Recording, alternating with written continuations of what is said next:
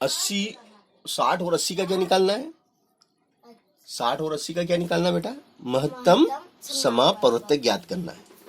अब 60 के अपवर्तक निकालेंगे पहले आप। 60 के अपवर्तक बताओ, 60 के अपवर्तक कौन कौन से हैं? 60 के अपवर्तक, 60 किस किस संख्या से विभाजित हो जाता है?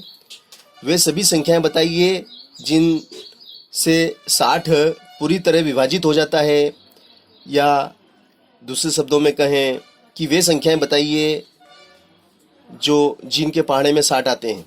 किस किस टेबल में 60 आते हैं? एक के पहाड़े में 60 आते हैं, 2 के पहाड़े में भी 60 आते हैं। 2 का पहाड़ा 30 बार बोलेंगे, 2 का पहाड़ा 30 बार बोलेंगे तो 60 आ जाएंगे। 3 का पहाड़ा 20 बार बोलेंगे, 3 का पहाड़ा 20 बार बोलेंगे, क्योंकि 10 बार में कितना आते हैं? 10, 10 बार में 30। 3 का पहाड़ा 10 बार बोलेंगे कितना आएंगे? 3 का पहाड़ा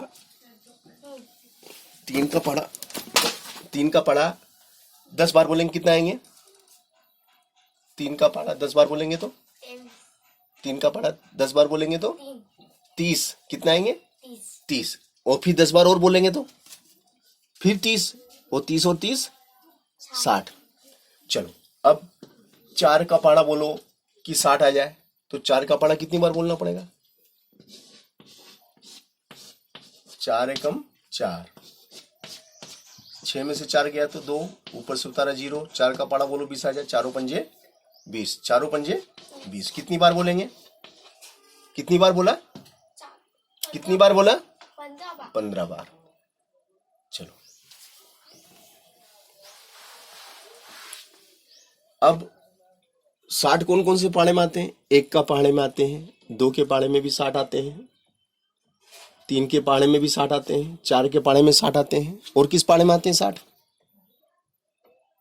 और किस पहाड़े में आते हैं 60? बता। 6 के पहाड़े में आते हैं, और 5 के पहाड़े में भी तो आते हैं। 5 का पहाड़ा कितनी बार बोलेंगे? 5 का पहाड़ा कितनी बार बोलेंगे? 5 एकम 5, 5 दूनी 10। कितनी बार बोलेंगे 5 का पहाड़ा? 12 पंजे 60, 12 पंजे 60। तो 5 का पहाड़ा 12 बार बोलेंगे तो भी 60 आते हैं।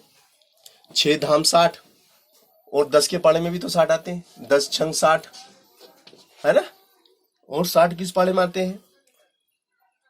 11 में आते हैं, 12 में आते हैं, 12 के पहाड़े में आते हैं।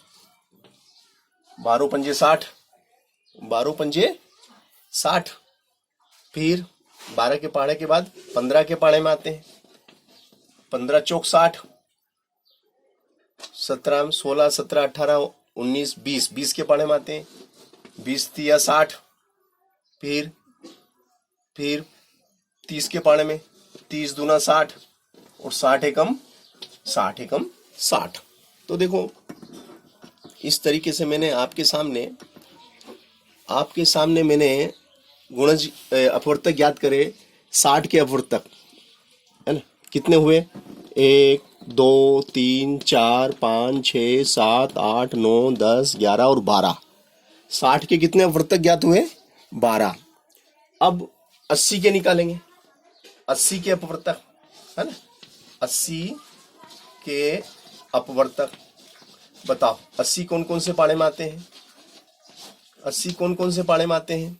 1 के पहाड़े में 80 आते हैं, 2 के पहाड़े में भी 80 आते हैं, 4 के पहाड़े में 80 आते हैं, 5 के पहाड़े में 80 आते हैं, 6 के पहाड़े में नहीं आते हैं, 7 में नहीं आते हैं, 8 में आते हैं, 8 धाम 80 है ना, 9 में नहीं आते हैं, 10 8 80 है ना, और 11 में, 12 में, 13 में, 14 में, 15 के पहाड़े में, 15 के पहाड़े में नहीं आते हैं, 16 पंजे 80, 16 17 18 19 20, 20 चौक 80, 20 चौक 80 है ना, 21 22 23 24 25 26 27 28 29 30 31 32 33 34 35 36 37 38 39 40, 40 दूना 80, 40 दूना 80, और 80 केवल 80 के पहाड़े में भी आते हैं।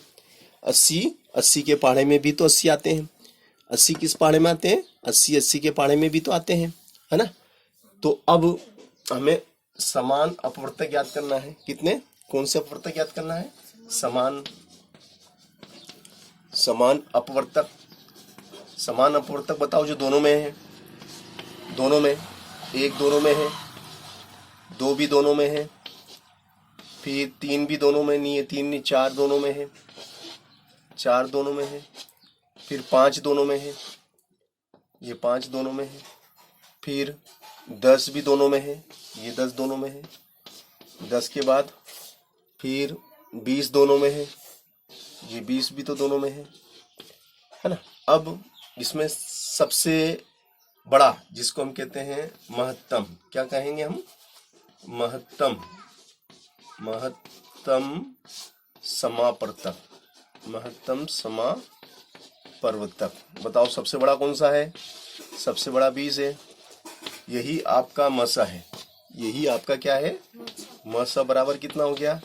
20। आंसर मसा बराबर कितना है? 20। आपका उत्तर आ गया। ये आपका मसा है, यही आपका महत्तम समापवर्तीय है। ठीक है ना। तो इस तरीके से हमने अपवर्तक विधि के द्वारा महत्तम समापवर्तीय ज्ञात करके दिखाया। ओके, आगे चलते हैं।